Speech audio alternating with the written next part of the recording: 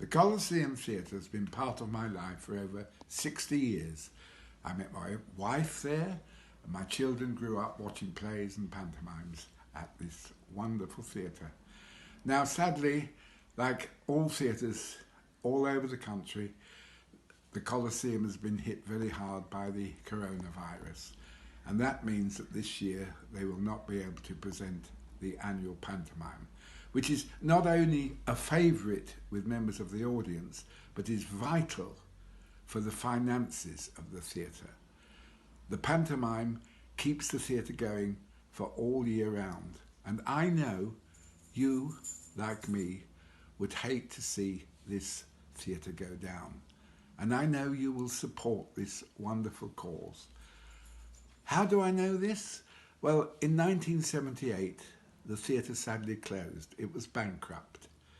And later on, after several months' closure, I was appointed artistic director.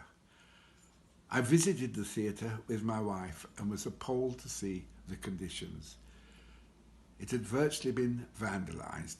The electrics had been ripped out, dressing rooms had been broken into and vandalised, and mould was growing on the floor and on the walls of the auditorium.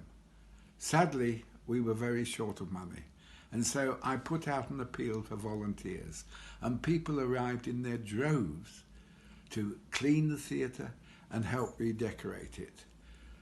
I had planned the opening night, and on that night, Chris Moxham, my administrator, during the last dress rehearsal, was still pasting wallpaper on the walls of the auditorium.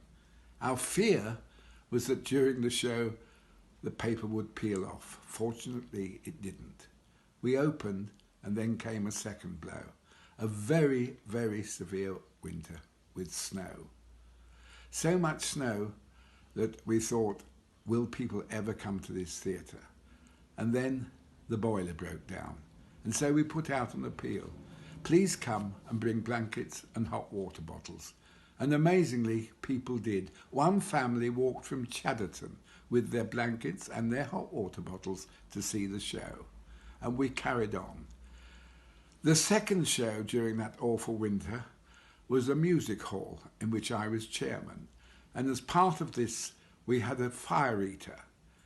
During halfway through the first half, Brian Hope, the Manchester Evening News critic, shouted out, "Kenneth, bring on the fire eater, we aren't half cold," which got a cheer and a round of applause.